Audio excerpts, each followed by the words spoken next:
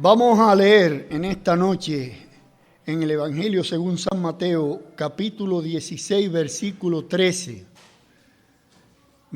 San Mateo, capítulo 16, versículo 13. Y leemos la palabra en el nombre del Padre, del Hijo y del Espíritu Santo. Viniendo Jesús a la región de Cesarea de Filipo, preguntó a sus discípulos diciendo: ¿quién dicen los hombres que es el Hijo del Hombre? Ellos dijeron: unos, Juan el Bautista; otros, Elías; y otros, Jeremías o alguno de los profetas.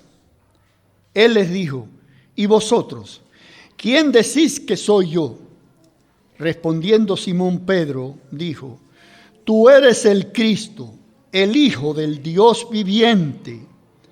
Entonces le respondió Jesús: bienaventurado eres, Simón, hijo de Jonás, porque no te lo reveló carne ni sangre, sino mi Padre que está en los cielos. Padre Santo, Padre bueno, gracias por este ambiente tan hermoso que tu Espíritu Santo ha creado. Nos movemos, Señor, dirigidos por tu Espíritu, porque la palabra dice que donde está el Espíritu de Dios, allí hay libertad. Hay libertad en el alma, hay libertad en el Espíritu para la expresión de adoración más pura y sincera hacia nuestro Dios, porque Él vino a darnos libertad. Y Él mismo dijo que si el Hijo del Hombre os libertare, seréis verdaderamente libres. Y nosotros nos sentimos libres en esta noche. Por eso te damos gracias y pedimos, Señor, que prepares a mí para exponer tu palabra, a tus hijos e hijas para escucharla, Señor, y después, cuando la oportunidad se presente, ser hacedores de la misma. Gracias, Padre, en el nombre de Jesús. Amén y amén. Pueden sentarse. La temática en esta noche es: ¿quién es Jesús? Escuchen esto, hermano, una nota que tomé. Un prominente predicador dijo una vez: su cumpleaños se celebra en todo el orbe. En la fecha de su muerte se proyecta la silueta de la cruz en el horizonte de las naciones. Y acto seguido pregunta: ¿quién es? Esta pregunta de quién es Jesús ha inquietado a la humanidad por los últimos 20 siglos. Y por la lectura bíblica que hemos leído, vemos que desde que el propio Jesús estuvo en la tierra en forma de hombre, Él también quiso probar y conocer, aunque asumo yo que ya conocía, lo que tanto sus seguidores como el mundo pensaba de Él. Por eso Él, fuera de la tierra de Israel, hace esta pregunta. Cesarea de Filipo: ¿quién dicen los hombres que es el Hijo del Hombre? ¿Qué se dice por afuera de mí? Y la contesta, ustedes oyeron, es uno Elías, otro Jeremías, otro Juan el Bautista, otro alguno de los profetas. Entonces fue más directo. Jesús quiere saber lo que nosotros pensamos. Y la pregunta es: ¿y vosotros, quién decís que soy yo? ¿Qué les parece? Y la respuesta vino contundente de parte de el apóstol Pedro. Quiero analizar con ustedes algo hermoso. ¿Qué cosa dijo Jesús de sí mismo? ¿Qué cosa dicen los evangelios de Jesús? Y para nosotros, en esta noche, aunque parezca que no, lo más importante, ¿qué creemos nosotros de Jesús? Amén. En el Evangelio según San Juan, hablando el propio Jesús de sí mismo, dijo: yo soy la luz del mundo. Qué lindo. El Salmo 27 dice, refiriéndose a Dios Padre: tú eres mi luz y mi salvación. ¿Qué cosa es la luz? La luz fue aquella claridad que un día Dios allá, cuando hizo al mundo y estando en tiniebla, me imagino yo que lanzó una voz suave y penetrante y dijo: hágase la luz. Y se fueron las tinieblas, porque la luz es ausencia de tinieblas. Desaparecieron las tinieblas. Entonces, cuando el Señor dice: yo soy la luz del mundo, y el que me sigue y nosotros lo seguimos, no andará en tinieblas. Si quieren saber lo que son las tinieblas haciendo una comparación, aunque parezca un poco exagerada, cuando ustedes vean a un cieguito, una cieguita caminando por ahí, fíjense, los peligros que le acechan. Unos llevan un perro, otros llevan un bastón rojo y caminan, andan solo en la gran ciudad de Nueva York. Pero los peligros son inmensos. ¿Por qué? Porque no hay luz en sus ojos. Y no hay cosa más triste para quien ha convivido con una persona que le falta la vista que observar todos los días sus movimientos. Pero dice, ahora llevado al plano espiritual, que el que me sigue no andará en tinieblas. Y esas son las tinieblas espirituales en las cuales nosotros vivíamos antes de venir a la luz. Porque dice la palabra que nosotros hemos sido convertidos en un real sacerdocio, linaje escogido, nación santa, pueblo adquirido por Dios. ¿Para qué? Para proclamar las virtudes del que nos rescató de las tinieblas a su luz admirable. Ese es Jesús. Por eso Él dice, yo soy la luz, y el que me sigue no tendrá que acudir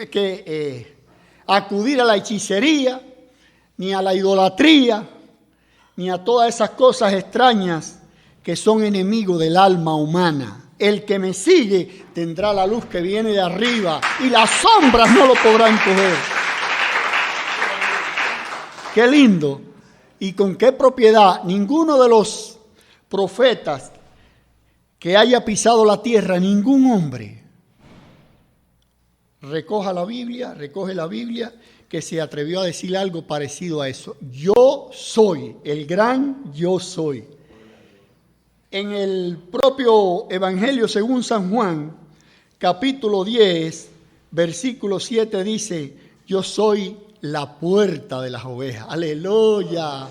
Yo soy la puerta. El que por mí entrare será salvo y tendrá pastos. ¿Se acuerdan del famoso salmo, tal vez el más conocido de la Biblia? El Salmo 23. Jehová es mi pastor, nada me faltará. En lugares de delicados pastos me hará descansar. Y Jesús dice que como puerta, cuando nosotros entremos, el pasto espiritual será abundante para nosotros. ¡Aleluya! ¡Aleluya, aleluya, aleluya! Nada faltará al que entra por la puerta, por la verdadera puerta, porque hay dos puertas. Hay otra puerta que no se parece a Jesús. ¿Se acuerdan de eso? La puerta ancha y la puerta estrecha. La puerta estrecha exige que nos agachemos y que nos humillemos para entrar donde Cristo. Por la puerta. La puerta ancha es la que pasan los engreídos, los soberbios, los altaneros, los orgullosos, pero ya nosotros no somos nada de eso. Ahora somos gente humilde. Sigo en el Evangelio según San Juan, capítulo 10, versículo 11. Yo soy el buen pastor. ¿Y qué hace un buen pastor? Su vida va por las ovejas. El asalariado, dice la palabra, lo dijo el propio Jesús, que ve venir al lobo, al que viene a robar, se esconde y se va, porque no son suyas las ovejas. Pero Él nos cuida, porque nosotros somos de Él. Y cumplió con su vida en la cruz lo que había predicado. El buen pastor su vida da por las ovejas. ¿Por quién murió Jesús? Por nosotros. Por nosotros, que no éramos nadie, y murió. Es interesante, estaba leyendo algo y es interesantísimo. ¿Sabes por qué Jesús se hizo hombre? Para que nosotros nos fuéramos a la presencia de Dios. Él descendió y se hizo hombre para que nosotros ascendiésemos allá arriba. ¿No es maravilloso eso? Pero en ese descenso y andar en la tierra, tuvo que humillarse hasta lo sumo. Ningún hombre se ha humillado tanto. Qué lindo es el Señor. Capítulo 11 del propio San Juan, versículo 25. El Señor afirma, yo soy la resurrección y la vida. El que cree en mí, aunque esté muerto, vivirá. Alguien me comentó el otro día que no entendía por qué que la Biblia no hablaba claro de cuando nosotros partíamos. Esa es la opinión de ella, no mía, de la persona cristiana. Que la Biblia no aclaraba con suficiente veracidad que el que muere va a la presencia del Señor. Y yo me quedé pensando y sentí lástima porque solamente esto, ¿qué quiere decir? El que cree en mí, aunque esté muerto, vivirá en la presencia de Dios. ¿Se acuerdan lo que Pablo dice en el libro de Filipenses? Quisiera partir y estar con Cristo. ¿Se acuerda lo que Jesús le dijo a uno de los malhechores? De cierto, te digo que hoy estarás conmigo en el paraíso. No van a un lugar olvidado, no van a un lugar de descanso sin sentido. Cuando partamos de aquí, vamos a la presencia de Dios. Y esto es, a mí me gusta, yo he predicado esto en momentos delicados, en ciertas situaciones, porque a la par que es una claridad de advertencia para los nuestros que no han recibido al Señor. Yo soy la resurrección y la vida. Y continúa el versículo diciendo, el que vive y cree en mí no morirá eternamente. La decisión hay que tomarla en vida, en vida, en vida. Es una situación un poquito delicada, aunque Dios es Dios de vivo y Dios de muerto, dice la Biblia. Pero ese lugar hermoso de que estamos hablando, se entra y lo vamos a ver ahora a través de Jesús. Y lo dice ahora el siguiente versículo que les leo. Juan 14:6, muy conocido, otro de los versículos más conocidos de la cristiandad. Y dice, yo soy el camino, la verdad y la vida. Y nadie, ni su hermano, ni el mío, ni su tía, ni su abuela, si no es cristiano, nadie va al Padre sino a través de mí. Por eso es que nosotros, a la par que oramos, debemos tener presente las grandes verdades espirituales. No importa que usted quiera a su hijo, yo quiero a los míos, me imagino que igual que ustedes a los suyos, a sus hermanos, los queremos igual, pero hay que estar consciente de una realidad. Si no vienen al Señor y parten de esta tierra y usted sigue siendo cristiano, no se ven en la eternidad. Ellos tienen que venir porque nadie va al Padre sino es a través del Señor Jesucristo. Por eso la iglesia, como cuerpo de Jesucristo, y nosotros como miembros de ese cuerpo, tenemos cada día una misión que cumplir. Primero, nuestro testimonio. A veces el predicarle a los nuestros es difícil porque el propio Jesús nos advierte que no hay profeta sin honra, sino entre los suyos en su propia tierra. Tal vez en mí los de afuera reconozcan más habilidades y virtudes que los de mi propia casa. Y no hablo de mi esposa, porque mi esposa me tiene en un altar y yo ahí en uno más grande todavía. Pero estoy hablando de los demás miembros de la familia.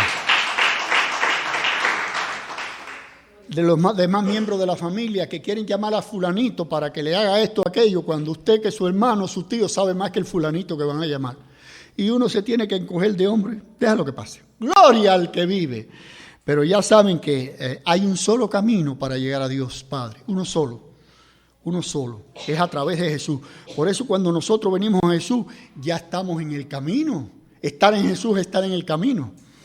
Y estar en Jesús es tener la verdad en la mano. Y estar en Jesús es tener la vida, porque Él vino a darnos vida. Y vida en abundancia, bien grande así. La vida que da Jesús. Aleluya, aleluya, aleluya. Ahora vamos a ver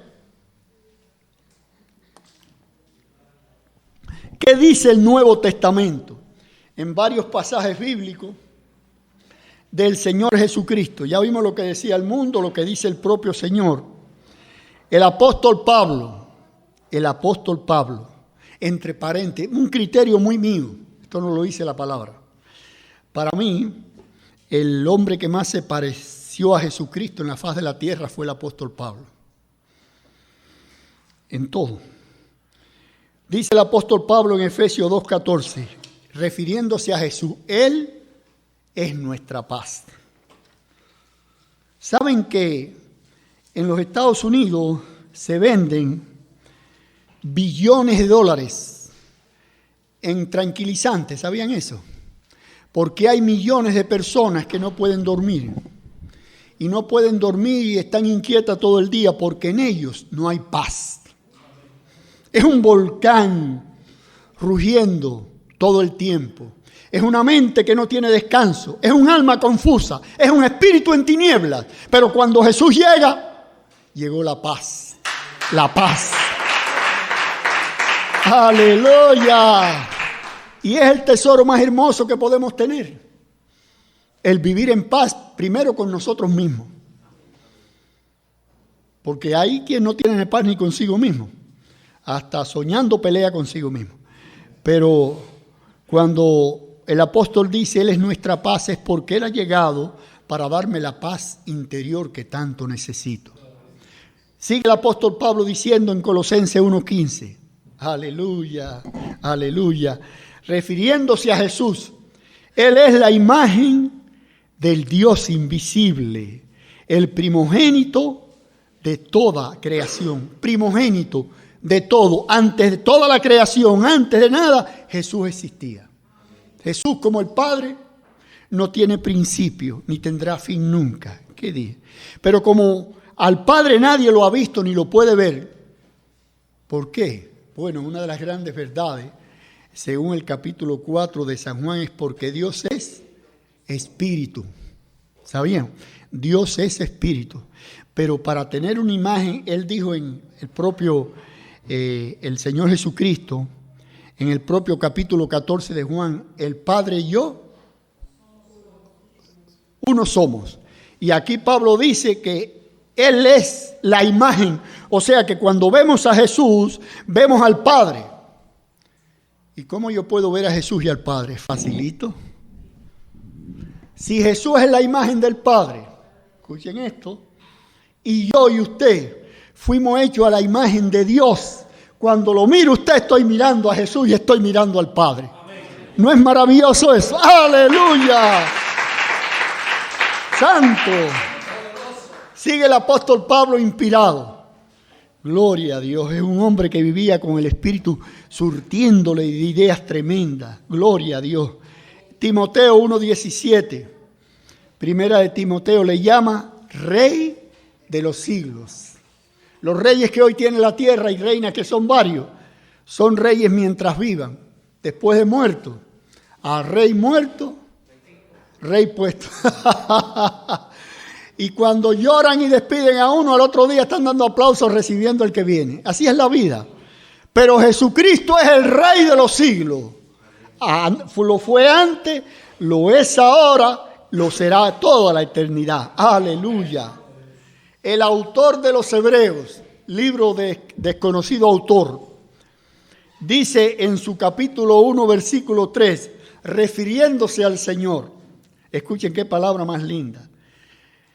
Él es el resplandor de su gloria y la imagen misma de su sustancia. Es imagen y es sustancia, el Hijo del Padre. Es maravilloso esto, la forma de definir quién es el Señor Jesucristo. Qué lindo es el Señor. Y en Hebreo, el propio libro de los Hebreos, capítulo 12, versículo 2, el autor le llama a Jesús, ¿saben cómo le llama? El autor y consumador de la fe.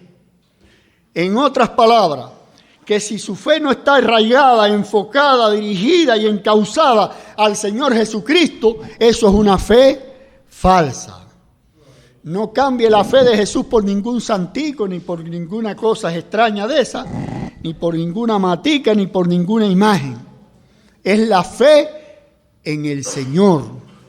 ¿Por qué? Porque es el autor. Él es el que le puso en el corazón a esos grandes héroes del capítulo 11 del libro de los Hebreos la fe que ellos necesitaron para un día seguir la voluntad de Dios, como en el caso de Abraham. Lo sacaron cómodamente de donde vivía y Dios le dijo, te voy a dar esto y te voy a dar aquello, y por fe él siguió eso porque él no sabía nada. ¿No es maravilloso? Qué lindo es el Señor. ¿Y quién se lo puso? El Señor. Ahora quiero caer donde iba, donde me agrada esto. Ya vimos lo que el mundo pensaba, ya vemos lo que el Señor dijo de sí mismo, maravillosas cosas. Ya hemos visto lo que dice el Nuevo Testamento del Señor Jesucristo. Pero la pregunta es si independientemente a cada uno de nosotros nos preguntáramos, ¿quién es Jesús para ti? ¿Quién es Jesús para usted? ¿Cuál sería la respuesta? ¿Qué parte llena Jesús en tu vida? ¿La llena toda? ¿O hay ciertos aspectos de tu vida, como dice mi esposa, ciertos closets en el cual no hemos dejado entrar a Jesús porque todavía hay cositas oscuras por allá? ¿Qué parte de mi vida llena Jesús? Hasta que no la llene toda, falta algo. Y lo que nos debemos preguntar entonces es, ¿qué cambio he experimentado yo, cada uno de nosotros, desde que Jesús llegó a mi vida hasta esta hora? Porque Jesús significa cambio. Si usted conoce a alguien que dice que recibió a Jesús hace un año y sigue haciendo las mismas cosas que hacía cuando entonces, aunque no esté asaltando bancos ni matando a nadie, pero si su vida no es un ejemplo y un testimonio vivo de una vida dedicada a las cosas de Dios, Jesús no ha hecho nada en esa vida. ¿Entiende? Hay gente que pasan por la universidad, pero la universidad nunca llega a ellos. ¿Lo sabían eso? Porque hasta un burro usted lo pasea y pasa por la universidad. El asunto, ¿qué ha hecho el Señor en mi vida? Nos ha dado paz. Hablamos de que el apóstol Pablo dice que Él es nuestra paz. Lo más importante de la vida. No me canso de decir esto porque yo lo siento. Que después de la salvación, el legado quiere decir el regalo más grande que Dios le ha hecho al hombre, es la paz que Pablo la define como la que sobrepasa todo entendimiento. O sea que la paz que yo no entiendo. ¿No se ha preguntado usted alguna vez, en medio de situaciones bien difíciles que aparentemente no tienen salida, humanamente hablando, sí las tienen porque Dios está en el asunto? ¿No se ha preguntado usted, caramba, qué pasará? Yo debo estar medio como entretenido o algo, porque tengo una situación que a muchos no deja ni dormir, los tiene inquietos y yo sin embargo estoy tranquilo y confiado. ¿Sabe por qué? Porque la paz llegó a su vida.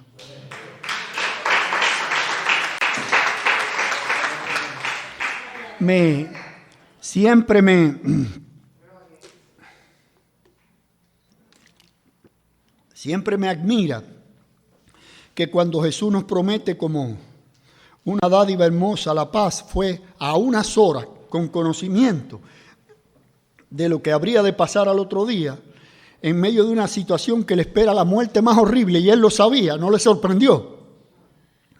Le esperaba momentos dificilísimos de angustia, de dolor, de desesperación y de frustración humana al ver a los suyos que él había entrenado durante 3 años a abandonarlo. Y sabiendo todo aquello con antelación, nos habla de la paz. ¿No es maravilloso eso? ¿Cuántas veces cuando a uno le falta un poquito de dinero para la renta o para pagar las tarjetas de crédito, porque la usó y no tuvo cuenta de usarla, se creía que usted era el dueño del banco? Y hay que tener cuidado cuando se usan las tarjetas de crédito. Y llega el momento y se rasca la cabeza y da vuelta para acá y para allá. Y no le espera la cruz ni le esperan los clavos. Lo más que le puede esperar es que le dañen el crédito, ¿verdad? Pero uno se desespera. Señor, ¿qué hago con esto? Pero cuando el Señor llega y lo satura con su paz, pase lo que pase, usted sabe que Él está en control de su vida. ¡Qué lindo es el Señor! Dice el salmista, el Señor mi fortaleza es. Yo me pregunto y usted pregúntese, ¿es la mía? ¿Confío en la fortaleza de Dios o confío en mis recursos, mis habilidades, mi inteligencia? ¿En qué confío? ¿Dónde está mi fuerza? En Él, en el Señor. Confiamos en el Señor, escuchen hermano, de tal forma que, como dice la palabra, hemos echado nuestra ansiedad sobre Él. La Biblia dice, echad toda vuestra ansiedad sobre Él, porque Él tiene cuidado de vosotros. Hemos echado el cansancio, la fatiga, la angustia, hemos aprendido a descansar en Él. No dice Él, venid a mí, los trabajados y cargados, que yo os haré descansar. Nos hemos agarrado de esa promesa tan hermosa. Es verdaderamente, como dice Él mismo en su palabra, es nuestra luz, es nuestra puerta, es nuestro pastor. Toda esa pregunta, uno analizando, tiene que contestársela, hermano, porque es el análisis interno de uno mismo. Si uno y no lo digo en son de crítica, no lo tomen, pero si invirtiéramos más tiempo en el análisis y meditación de las Escrituras, primero ahondaríamos más profundamente en su conocimiento y por lo tanto podríamos explicarla mejor. No necesitaría otra cosa y entonces el mundo poco a poco dejaría de tener atracción. Cuando la Biblia nos atrae, Pablo dijo uno de los famosos versículos profundos, misteriosos. Él dice, con Cristo estoy juntamente. ¿Qué cosa? ¿Quién es un crucificado? Alguien que no se puede mover, que no puede ver lo que pasa allí, que no puede nada, no puede hacer absolutamente nada. El mundo murió para él. Eso es lo que el Señor requiere de nosotros. Meternos de tal forma que poco a poco el mundo deje de tener esas atracciones, porque toda atracción del mundo, aunque no sea a simple vista, es mala, pero sí nos aparta del Señor. Cuando uno contesta toda esta pregunta que nos hemos hecho en forma positiva, entonces nos graduamos. Escuchen, ya no necesitamos que alguien venga a decirnos quién es Jesús. Yo me quedo admirado como a veces algunos hermanos, hermanas, pues, o cristianos, se ponen a escuchar a alguien que le está hablando de quién es Jesús. A mí no tiene que decirme nadie quién es Jesús, si esto me lo dice mejor que nadie. Sin distorsión. Porque una cosa, escuchen esto, una cosa es lo que la Biblia dice y otra cosa lo que yo digo que dice la Biblia. Mi interpretación bíblica. Ahí es donde hay que tener cuidado. ¿Se entiende? Te pueden decir un versículo, la Biblia dice esto. Claro que la Biblia dice esto. Pero lo que la Biblia no dice es lo que tú dices que la Biblia dice. Cuando la palabra se lee, yo leo la palabra, esta es palabra de Dios. Lo que yo predico puede o no puede ser palabra de Dios. Cuidado. Siempre con aquellos que vienen a explicarnos. Cuando digo estas cosas me refiero a personas que usted no conoce. Si conoce un hermano o una hermana, no estoy en eso. ¿Ustedes entienden, hermano? Pero que venga a darle una lección de cristianismo y de conocimiento bíblico, no se lo pase facilito porque puede caer en la distorsión. Qué lindo es el Señor. Así que, concluyendo, Jesús es en todo nuestro Señor. Cuando llegamos a esa conclusión, gloria a Dios, nos sentimos más cerca de Él. Y cuando nos sentimos cerca de Él podemos clamar como Pablo dice en el libro de los Romanos, Abba Padre. La forma más íntima que los judíos tenían de referirse a Dios es cuando decían Abba Padre. Hay quien le dice, nosotros hablando humanamente aquí, papá, otros cariñosamente le dicen mi viejo, no hay ofensa en eso. Pero qué lindo suena cuando un hijo se acerca al padre y le da un abrazo y le dice, papito, te quiero mucho, ¿verdad que sí?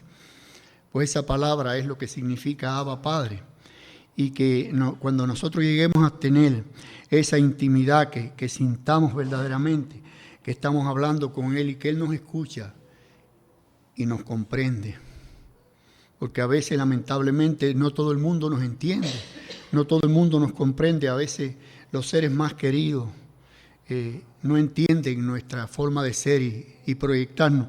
Pero el Señor dice que escudriña la mente y el corazón. Nosotros somos un libro abierto a los ojos de Dios. Un día le dijo a un profeta y juez que tenía, cuando quiso tomar una decisión sobre un hombre, ese no es, te equivocaste. Dios no mira lo que mira el hombre mira lo de afuera, pero Dios mira lo de adentro. Pero usted y yo no tenemos el poder de mirar adentro. ¿Se entiende? Muchas veces el Espíritu, a través del discernimiento que nos da a unos y a otros, nosotros podemos llegar a saber quién es una persona. Esa es la excepción. ¿Entiende? Pero nosotros no conocemos como Él nos conoce. Él nos conoce. Amén. Y para terminar, concluyo con el famoso versículo de la primera de Timoteo 1:17. Por tanto, dice el Espíritu a través de Pablo, por tanto, al Rey de los siglos, inmortal, invisible, al único y sabio Dios, sea honor y gloria por los siglos de los siglos. Vamos a darle un aplauso al Señor Jesucristo.